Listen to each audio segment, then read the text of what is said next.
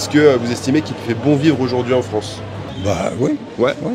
C'est un beau pays, c'est un pays où on se sent bien. On se sent bien, ouais.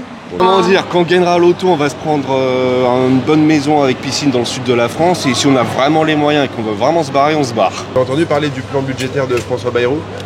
Moi, par exemple, je dépense l'argent quand je l'ai gagné. Qu'ils vont complètement à l'encontre de ce que la population attend. On les font les marioles à la télé, ils bouffent bien, ils vivent bien, ils s'occupent entre guillemets de nous, petit peuple que nous sommes.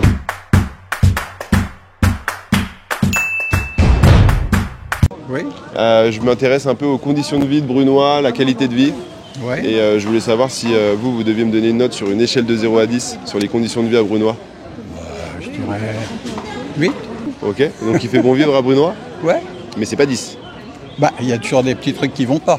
Et j'aimerais savoir ce qui va pas, ou du moins si vous deviez améliorer certaines choses, vous amélioreriez quoi? Mettre des bus silencieux place de l'arrivée. Donc ok, il y a du bruit à cause des bus et des transports. Il reste un bus qui passe sur l'arrière de la place de l'arrivée, là, Ok, et qui fait énormément de bruit. d'accord. Alors ça fait presque 15 ans qu'on réclame après ça. Ok. Donc il y a eu des améliorations, mais Parce qu'il y a l'électrique maintenant. Il y a des bus électriques. oui, mais pas tous. Oui, pas tous. Bah, celui-là apparemment non.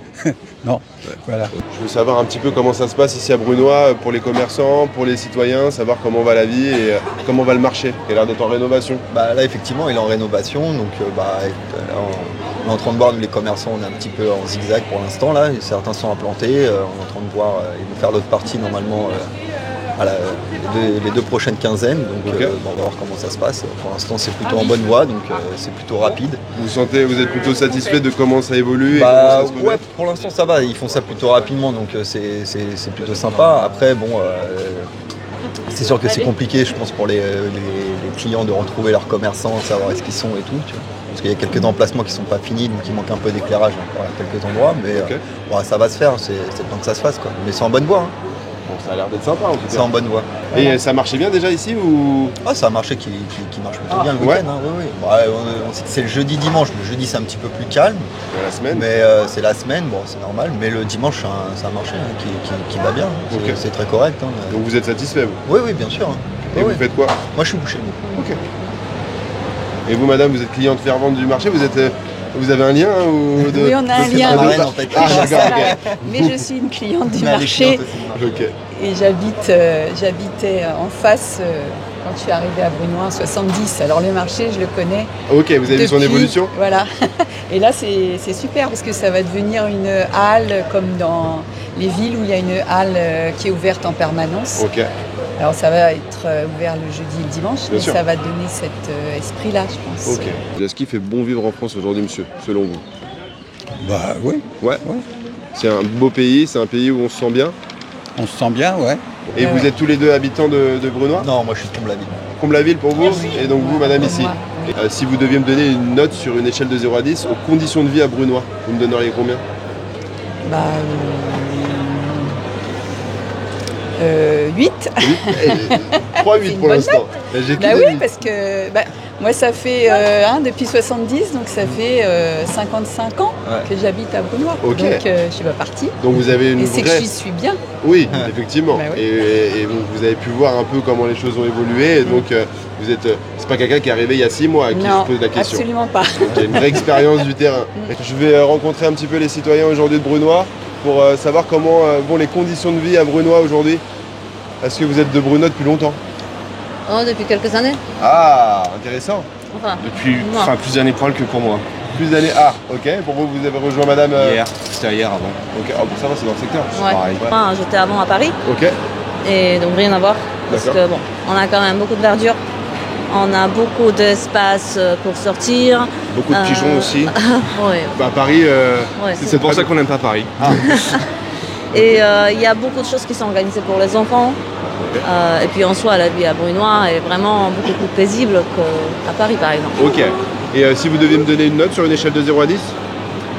Moi, je vous donnerais un bon 8. Ah, bon, 8. 8. Tout le monde m'a donné 8. Hein. Bon, Ah bon. voilà. Les gens sont voilà, à l'unisson, c'est 8 pour tout le monde. Comme quoi, hein. Manque des places de parking Ah, gratuites. Ah, gratuite. Ok. Mais ça, je pense que c'est un petit peu partout. Hein. Ouais. Bah, je crois qu'ils veulent limiter les véhicules dans les centres-villes de plus en plus au niveau national. Ça sert pas forcément les petits commerçants. Et c'est un peu le but, le côté un peu écolo du gouvernement, ça. Oui, ça, on sait bien. Est-ce que vous estimez qu'il fait bon vivre aujourd'hui en France? La réponse va pas être la même, je pense. Bah justement, c'est aussi pour ça que je la pose. Non, franchement, il y a énormes ça différences. dépend des endroits. J'entends souvent ça dépend des endroits. Bah, il y a des endroits où il fait bon vivre et des non, endroits où oui. il fait moins bon vivre. On va Oui, dire on qu'il sent fait, plus, qu'il fait bon vivre à l'heure d'aujourd'hui pour sécurité,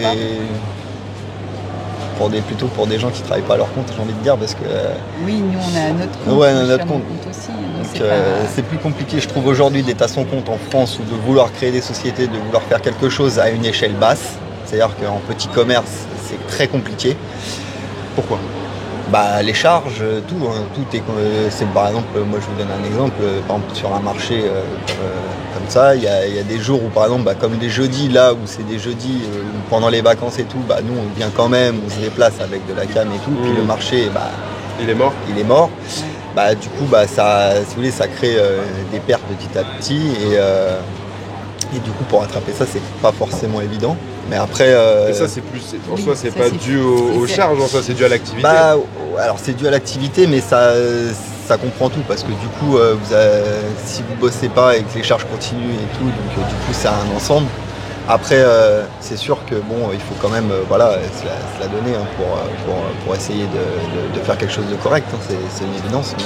Il n'y a pas assez de soutien du gouvernement pour les petites entreprises. Ouais, voilà, moi j'avais parlé vite fait, la dernière fois le maire était passé et il m'avait dit oui, qu'est-ce que vous trouvez comme solution? Moi je lui avais trouvé une solution pour rebooster le marché, je lui avais dit de faire fermer tout simplement les grandes surfaces une fois le dimanche Ok. de la ville. Mais il me dit bah oui mais c'est pas possible. Bah ouais mais avant le Covid les grandes surfaces n'étaient pas ouvertes. C'est vrai C'est vrai. qu'il y a eu un changement de Avant les grandes surfaces, elles avaient le droit, il me semble, à une dizaine de dimanches À l'année. Voilà, donc ils ouvraient les dimanches, on va dire, les plus conséquents pour eux, ce qui était logique. Et du coup, les gens savaient que les grandes surfaces étaient fermées le dimanche, donc ils se rabattaient sur les marchés le week-end. Ça a amené à Maintenant faire que du les dimanche. grandes surfaces sont ouvertes le dimanche, bah du coup les gens restent sur les grandes surfaces et vont un peu moins sur les marchés, quoi. Si vous pouvez les faire fermer ne serait-ce qu'un week-end là, par mois, ça permettrait déjà à des gens de retrouver un peu les marchés ou des choses comme ça. Par exemple, si on se dit ah bah là il est fermé, bon bah j'ai toujours le marché le dimanche pour y aller. Ça fait un rappel aux gens pour le marché. C'est vrai que voilà. Mais il m'a dit non, c'est pas possible. Je peux comprendre, hein, c'est pas lui qui a. Mais bon, on leur donne facilement des autorisations, donc bon, je me disais que bon, on pouvait aussi facilement leur dire qu'ils pouvaient fermer un dimanche, quoi. Pour essayer de défendre votre position, je trouve pas ça déconnant. Maintenant, Ouais. oui, après, peut-être que c'est plus compliqué que ça en a l'air. Et si je vous demandais la même chose à l'échelle nationale, est-ce qu'il fait bon vivre aujourd'hui en France selon vous? Alors Ouh là là. je pense pas quand. Comment dire, quand on gagnera à l'auto, on va se prendre une bonne maison avec piscine dans le sud de la France. Et si on a vraiment les moyens et qu'on veut vraiment se barrer, on se barre. Ok. Et pourquoi? Politique zéro. Et pour vous? Justice, zéro. Ah, Ça, ouais, aussi. c'est-à-dire la justice fait pas bien son boulot, la politique fait pas, le gouvernement fait pas bien son travail. Ah, mais complètement. Exactement, La ils sont justice. complètement déconnectés de la vie réelle. Ok, ça c'est, j'ai déjà entendu ça. Donc ouais, non, enfin, on les mariole à la télé, ils bouffent bien, ils vivent bien, ils s'occupent entre guillemets de nous, petits peuples que nous sommes, mais sauf qu'ils vont complètement à l'encontre de ce que la population attend, et qu'en plus, ils ne demandent pas justement l'avis de la population. Donc en gros, ils font ce qu'ils veulent là-haut dans leur paradis doré, on va dire, mais Vous pensez qu'ils interprètent un peu sans consulter directement la population finalement? Ils interprètent ce qu'ils même veulent peut-être. interpréter, je pense que c'est leur donner un petit peu trop de valeur. Ah, c'est ok, je suis même trop bienveillant à leur égard quand je dis ça. Exactement. Ok. Et pour vous, la justice? Comment vous dire, même au niveau de maltraitance à l'école, au niveau des femmes maltraitées, les femmes battues, il n'y a pas de justice en France. Il faut vraiment qu'il arrive un truc grave pour que l'État puisse intervenir. Et là, c'est pas malheureusement souvent Il faut trop que ce tard. soit trop tard. C'est ça.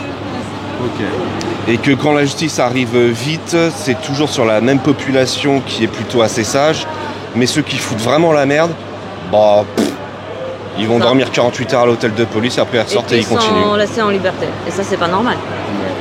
Et c'est ça justement qui nous fait que, si on peut, on quitte pas que la région, mais carrément la France si Et on peut. justement, aujourd'hui, la police n'a pas le pouvoir de faire la vraie justice en France et que c'est eux qui sont chassés des lieux chauds, on va dire, et qu'on attend vraiment qu'il se passe un truc grave pour qu'ils interviennent.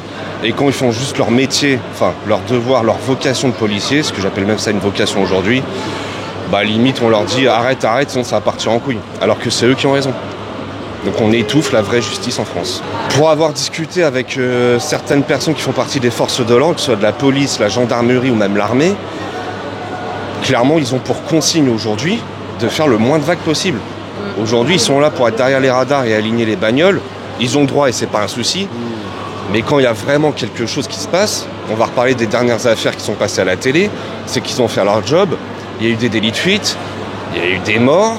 Maintenant, de là que ça parte en couille comme ça, alors qu'ils ont fait leur devoir et que le jeune qui est décédé, qui était connu des services de police, qui n'avait rien à faire en bagnole, ou alors qui était bourré, ou ceci ou cela, bref, déjà il n'avait rien à faire là, que ça prenne des proportions comme ça.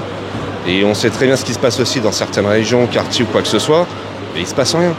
Parce que sinon, effectivement, ça fait des guérillas urbaines. Et il faut étouffer tout ça. Vous avez entendu parler là du plan budgétaire prévu par François Bayrou? Oui. Ok.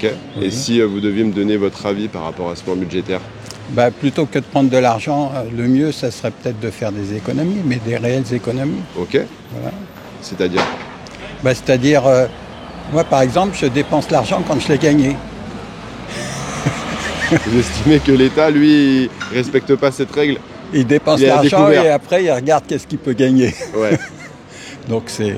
Ok. Et donc du coup, vous estimez que ce qui est prévu par ce plan budgétaire, parce que c'est le but là, c'est de faire des économies, c'est de diminuer finalement le... Alors je suis pas sûr que ça fasse des économies. Ah. C'est plutôt on va prendre de l'argent ailleurs. Du coup, c'est intéressant, on va prendre de l'argent ailleurs. Bah, c'est-à-dire on va prendre des impôts déguisés. D'accord. C'est ce qui vous estimez qui est prévu. Oui. Ok. Parce qu'en soi, ouais, ils veulent geler surtout les dépenses. Ils veulent enlever l'abattement, par exemple, et le remplacer par un forfait. Oui. Bon, en soi, on peut comprendre que finalement, cet abattement de 10% pour ceux qui gagnent une énorme retraite, ce soit un peu plus juste. Je pense pas que ça diminue les dépenses, ça. Ah, Parce que c'est pas là quelles sont les dépenses. Ça, c'est certaines dépenses, mais les principales, c'est quand même ailleurs. et elles sont où ces dépenses? Ah ben justement, on ne sait pas, elles sont quand même bien cachées. Ah. J'ai pas l'impression qu'on s'attaque vraiment au fond du problème. Et vous avez entendu parler du plan budgétaire de François Bayrou? Entendu, oui. Ouais, c'est pas Entendu. ce que... Ouais. Vu un Oui, petit peu. pas- Un peu de loin. vu Bah, passer. Oui, Ok. oui, parce que Après, le but, c'est pas de rentrer dans les je détails du regarde plan pas budgétaire, les mais... infos. Non, mais je ça vois ce veut- que vous voulez dire, mais après, moi, de toute façon... Vous faites confiance en la politique ou pas? Absolument pas. De toute façon, ça fait déjà plus de 10 ans que je leur fais plus confiance. Donc que Macron a été réélu, déjà, je ne faisais déjà pas confiance déjà avant. Donc gauche ou droite ou machin, c'est juste que déjà s'ils arrivaient ne serait-ce qu'à s'entendre sur quelque chose, déjà ce serait bien. Mais le problème, c'est que déjà ils sont beaucoup trop nombreux. Je trouve donc il faudrait que ça soit un peu plus sélectif, on va dire. Ok. Il y en a qui sont un petit peu trop frivoles dans leur truc. Est-ce que vous l'avez regardé? Est-ce que vous avez une idée de ce à quoi il consiste ou certains points de ce plan ou pas du tout? Alors, vous avez Alors. entendu l'histoire de jours supprimés? Ouais, ça se Alors justement, en fait, on l'a pas trop suivi parce qu'on vient de 2 semaines de vacances. Ok. Concrètement, BFM, qui tourne en rond, commence à bien faire. Ok. Mais alors ouais, cette histoire des 2 jours, c'est vraiment passé. Ah bah en tout cas c'est prévu, c'est un projet de plan budgétaire. Le but c'est de diminuer les dépenses de l'État pour diminuer la dette. Trop bien. Et comment? Non mais trop bien. Juste, Et au détriment d'eux. Alors, moi la question c'est, parce que finalement on ne peut pas parler du plan budgétaire si vous ne le connaissez pas ou du moins trop succinctement. L'idée c'est surtout de vous demander est-ce que vous faites confiance finalement en François Bayrou qui est notre Premier ministre, dans le gouvernement actuel qui est mis en place. Est-ce que vous estimez qu'ils sont justes et voilà ma question finalement. Alors pas de confiance, c'est pas juste du tout, personnellement. Ok. C'est pour aller plus loin après. Pour faire quoi? Pour supprimer Noël? Pour supprimer tous les jours des fériés? C'est pas possible. Ok. Ils sont dans leur domaine doré là-haut, là, et ils font des trucs. Mais toujours pareil, c'est les petits qui vont casquer pour engrosser les déjà bien gras. En tout cas, d'après moi, mon analyse de ce fameux plan budgétaire, effectivement, ça touche beaucoup plus la classe moyenne et la classe modeste Bah oui. que les autres. Est-ce que vous estimez que l'État devrait faire plus preuve de transparence vis-à-vis des dépenses, justement? Est-ce qu'aujourd'hui, on a véritablement possibilité de consulter les dépenses de l'État? Il me semble que c'est un fichier et que c'est très compliqué, d'après mes recherches, d'avoir conscience de comment est utilisé l'argent et que c'est assez flou. On peut trouver les chiffres, mais c'est dilué. Donc on ne sait pas trop où chercher. Si vous-même vous n'arrivez pas à trouver, nous en tant que simples citoyens, c'est encore plus difficile de trouver. Ouais, mais c'est ça. Est-ce que ça, c'est pas un problème? C'est certainement un problème. Parce que finalement, si on ne peut pas vérifier les choix, les dépenses, en fait, on se base que sur la confiance. Mais est-ce qu'on peut avoir confiance en notre gouvernement aujourd'hui? Est-ce que vous avez confiance? Non. Vous n'avez pas confiance? Non.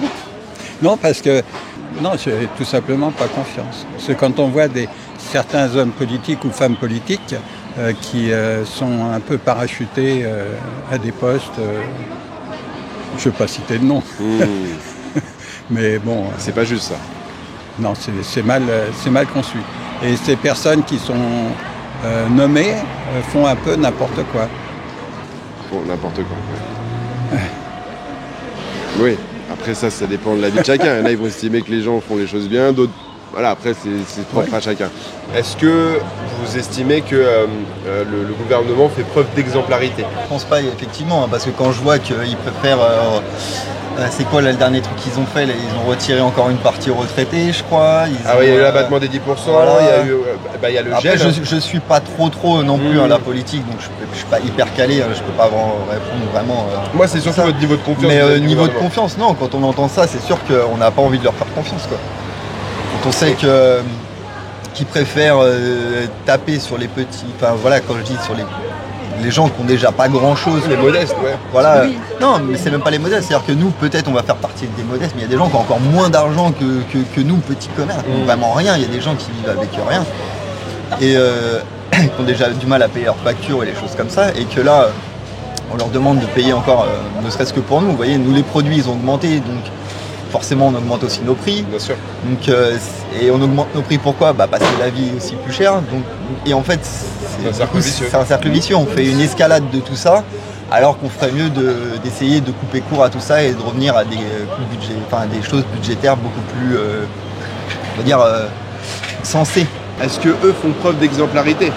Pas du tout. Et est-ce qu'ils ne devraient pas faire preuve d'exemplarité? Totalement. Parce que finalement, de dire aux gens qu'il faut serrer la ceinture, on a besoin de faire des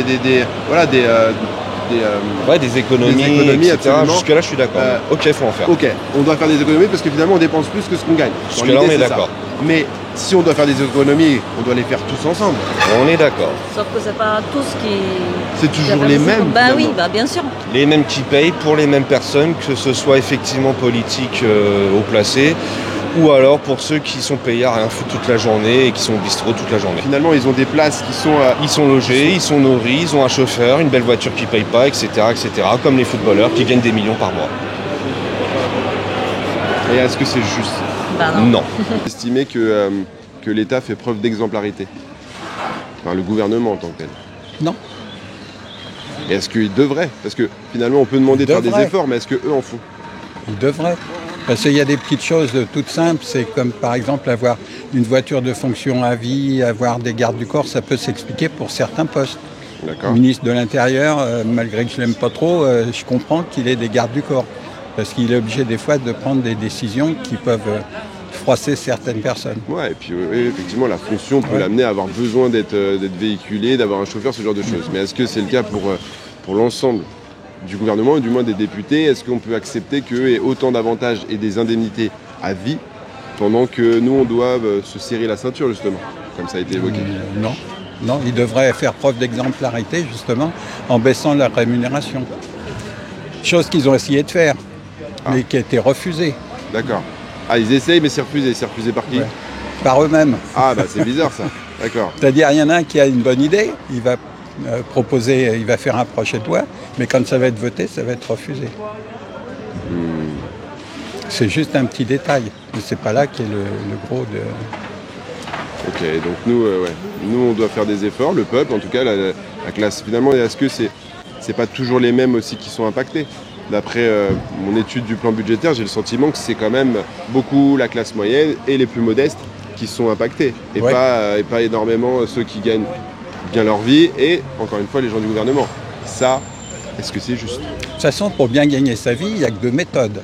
Ah, Il y en a une, c'est de travailler, conseil financier du jour. Il y en a une, c'est de travailler, ouais, effectivement. et l'autre, c'est d'être financier. C'est-à-dire d'avoir des actions et que les actions travaillent pour vous. Faire travailler l'argent pour soi. Voilà. Et là, c'est pas, à mon avis, l'imposition n'est pas correcte. Et bien souvent, les lois, quand elles sont votées, permettent les contournements. Et justement, je crois qu'il prévoit aussi d'être un peu plus vigilant et de contrôler un peu mieux justement comment les gens déclarent et sont imposés pour pouvoir faire preuve soi-disant de plus de justesse.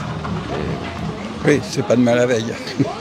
Malheureusement, c'est souvent le problème, c'est qu'on évoque plein de choses, on veut essayer d'améliorer plein de choses, et on entend toujours les mêmes discours, et la réalité, c'est que les choses ne changent pas vraiment. Mais bon. Moi, j'ai été salarié pendant un certain nombre d'années. Après, j'ai monté une société. Dans quel domaine? L'informatique. Ok. Donc, j'ai monté une société dans l'informatique. J'étais imposé à 33%, comme toutes les petites sociétés. En plus, j'étais tout seul.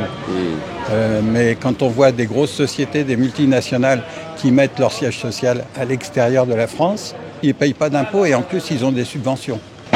Ça, c'est pas juste. Ah non, c'est ça aussi qui est en France. Il y a quand même un sentiment d'injustice, même si des fois c'est un faux sentiment d'injustice. Après, est-ce qu'on peut pas aussi, ce sera ma dernière question, après je vous laisserai tranquille, en plus il pleut, je veux pas que vous finissiez trempé comme moi. Moi ça, Mais, ça va, je vais rentrer chez moi. Est-ce qu'on ne devrait pas faire preuve, avoir un droit de regard sur les dépenses de l'État et qu'il y ait plus de transparence vis-à-vis des dépenses de l'État? C'est hyper compliqué, hyper fermé. De toute façon, ils font exprès pour nous montrer que juste ce qu'on a envie de nous montrer. Vous savez, ça c'est. De toute façon, la politique, c'est fait pour noyer le poisson. Vous savez, on vous montre quelque chose, on vous distrait à un endroit pour mieux faire des choses à un autre endroit. Ça a toujours été. C'est ce qu'ils ont toujours fait depuis des décennies, de toute façon. C'est ce qu'ils ont fait aux États-Unis avec leur. Vous voyez, ça parle d'une parenthèse pour revenir là-dessus, mais avec la zone 51, tout le monde croyait qu'il y avait des aliens, des machins, des trucs comme ça. En fait, c'est juste une zone militarisée. Et en fait, ils ont fait en sorte que les gens croient que sur cette zone, il y avait quelque chose pour que, voilà, ils créent un mythe, alors qu'en fait, il n'y a rien et qu'à côté, ils puissent faire toutes leurs petits. Et je pense que, moi, ils font ça pour tout. Que ça soit pour une coupe budgétaire, que ça soit pour dire, ah bah tiens, je fais ça, je me montre là pour faire beau, mais en fait, ailleurs, par exemple, des trucs bizarres. Vous voyez, par exemple, à Noël et au jour de l'an, on nous passe des lois à minuit, 2h du mat'. Pas normal. Les personnes qui gagnent correctement leur vie ont envie, certaines fois aussi, de participer, alors qu'ils sentent que certains veulent juste profiter et ne pas aussi faire les efforts qui amènent à ce qu'ils méritent d'être aidés. Vous voyez ce que je veux dire? Ouais, non, je pense pas que ce soit dans ce sens-là. Ah, je ne dis pas que c'est, non, c'est une question. Je pense pas. Non? Ok. Non. Parce que dans ces cas-là, on gagne bien sa vie, on doit essayer d'aider son prochain et d'aider son peuple, qui finalement nous a peut-être permis d'être riches aussi, parce que c'est ça, finalement, c'est un juste retour. On redistribue, parce que c'est grâce à généralement à la société dans laquelle on a prospéré, qu'on a gagné son argent, et donc c'est un petit peu être bienveillant que de redistribuer. Mais est-ce qu'on peut avoir envie de le faire pour peut-être certains profils qui aujourd'hui profitent et restent ultra passifs et peut-être ne sont pas méritants aux yeux de ces gens-là? Non, je pense que les gens sont quand même généreux par nature et vénales par nature. C'est-à-dire qu'ils ont les deux casquettes. D'un côté, ils veulent bien donner un peu, mais pas trop. Ok. Et vous pensez que c'est ça un petit peu le sentiment aujourd'hui des gens qui gagnent beaucoup d'argent? Un peu, ouais. Et quel est le but de ça? Quelle est la finalité? Finalement, quel est l'intérêt? Oh bah c'est de la manipulation, moi, pour moi. C'est juste de faire de la manipulation. Pour servir quelle cause? Servir la leur, en fait? Ah bah c'est pour servir leur cause, bien évidemment. Mais de toute façon, chaque être humain, c'est de servir un maximum sa cause plutôt que celle des autres, de toute façon. Donc, Et est-ce qu'aujourd'hui, on vit dans une démocratie ou dans une monarchie 2.0? Non, je dirais plus une petite monarchie 2.0 quand même. La démocratie, c'est plus ce que c'était, quoi. La démocratie, c'est le peuple, hein, mais là, c'est plus le peuple qui dirige. Hein. La loi du plomb, là. Ouais.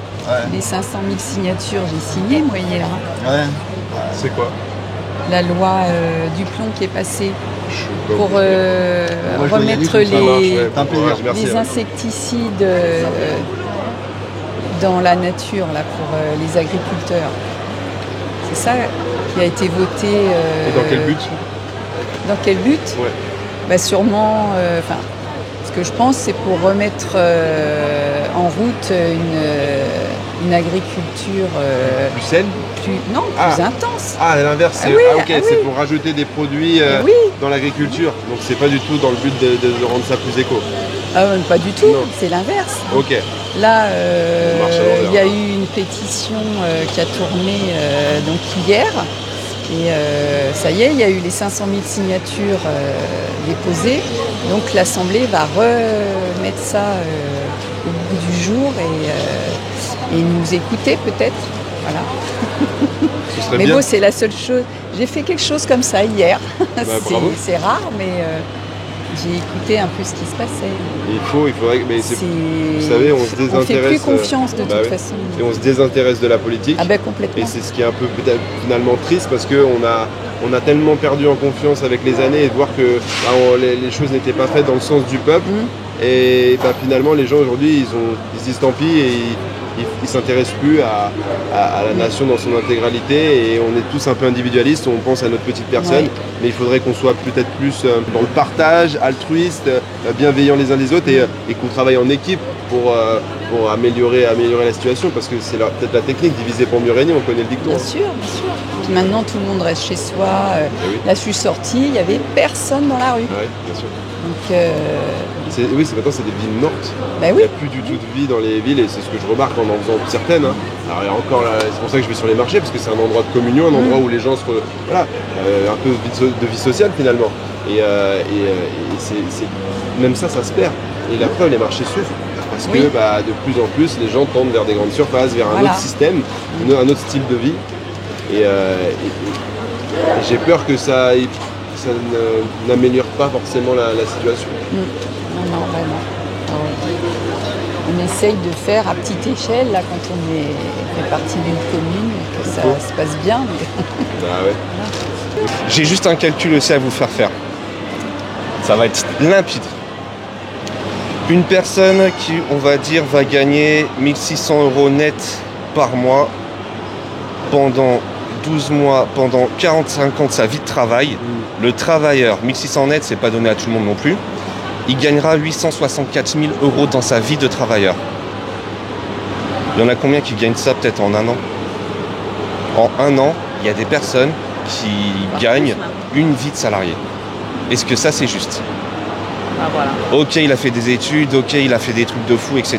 Ok, je l'entends qu'il gagne plus qu'une personne qui s'est arrêtée au bac et qui est manuel, bien que manuel. Il en faut aussi. Et je vois pas pourquoi des travaux ne mériteraient pas de salaire. Tout le monde a besoin d'un salaire. Mais un tel décalage, c'est pas normal. Un tel écart de revenus. Et effectivement, est-ce que vous pensez qu'on devrait amener à ce que ces personnes qui gagnent très bien leur vie, qui sûrement gagnent très bien leur vie parce que aussi grâce aux autres citoyens qui ont peut-être participer à ce qu'ils gagnent bien leur vie. Si demain vous générez une entreprise dans le secteur et que vous devenez riche grâce à cette entreprise, mais que c'est tous les citoyens de Brunois qui ont participé à ce que vous deveniez riche, finalement le juste retour c'est peut-être de leur rendre un peu la monnaie de leur pièce. Bien sûr. Et c'est un peu, ça rejoint ce que vous disiez. Hein. Maintenant la question que j'amène par rapport à ça, parce que j'estime qu'effectivement c'est un juste retour, c'est peut-être que certaines personnes qui gagnent très bien leur vie aujourd'hui, je ne cherche pas à trouver des excuses à ces gens-là, hein, mais est-ce qu'ils n'ont peut-être pas envie aussi de redistribuer à des gens qu'ils estiment ne pas le mériter? Parce que aussi on peut peut-être se poser la question sur certains profils aujourd'hui au niveau national qui ont tendance à profiter du côté social et ultra bienveillant de notre société. Je suis le premier à dire que oui, je suis content de payer des impôts, c'est pas un souci et je les paye. Ça, il n'y a pas de souci.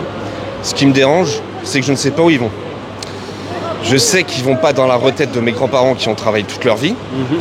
Je sais qu'ils ne vont pas non plus pour aider les personnes qui sont dans le besoin et méritants. Mais par contre, je sais qu'il y en a qui gagnent bien leur vie en étant, comme je le disais tout à l'heure, toute la journée au PMU. Et ça me pose problème. Après, il y a une personne haut placée qui paye plus d'impôts, etc. D'accord. Après, c'est juste dire, oui, est-ce qu'il ne faut pas mettre plutôt un plafond de revenus? Parce que bon, une personne lambda elle gagne 2 millions dans sa vie, elle peut vivre normalement justement sans travailler. avec 2 millions. Une personne qui gagne même pas 1 million dans sa vie, il va en chier, mais il va vivre quand même. Donc 2 millions, pépère. Donc il ne faut pas mettre des plafonds là-dessus. C'est une idée. C'est une idée. Après, voilà, il faut le faire intelligemment et puis il ne faut pas non plus faire fuir les trop riches parce qu'après, justement, ils ont les moyens de fuir la France. C'est aussi le problème, c'est qu'après les gens ont tendance à plus rester et à se délocaliser parce qu'ils sont trop taxés et on est déjà bien tous trop taxés. Dans ce cas-là, il faut faire des économies dans les dépenses. C'est un peu l'idée du projet budgétaire. Mais est-ce que les dépenses les réduire les dépenses c'est bien fait? Telle est la question. C'est comment votre prénom? Jean-Yves. Jean-Yves. Enchanté, moi c'est le Chauve. Merci pour cet échange Jean-Yves. Et tout le meilleur pour la suite. Merci. Il faut être optimiste. Bien sûr. C'est comment votre prénom? On est optimiste, Joël. Joël, enchanté, moi c'est le Chauve. Et, Le Chauve. Ouais. Ah bon, d'accord. Mon nom de scène. Bon, en tout cas, merci pour l'échange et je vous souhaite une belle journée. Merci. En tout cas, c'était cool d'échanger avec vous. C'est comment vos prénoms? Avec plaisir. Adrien. Adrien, enchanté, moi c'est le Chauve. Moi aussi. Pareil. Monica. Monica. Il n'y a pas de problème en France aujourd'hui? Oh, si, il y en a des problèmes. Il y a trop d'agressions. Il y a trop d'agressions. Oui. Et vous êtes journaliste alors? Alors moi je suis pas journaliste, j'ai pas de carte de journaliste, je suis un média indépendant. Ah, vous n'avez pas de carte de journaliste? C'est grave monsieur. Est-ce que vous avez confiance en François Bayrou? Comme ci, comme ça? Ouais, couchi comme ça, oui. Et n'oubliez pas les amis, abonnez-vous. Salut.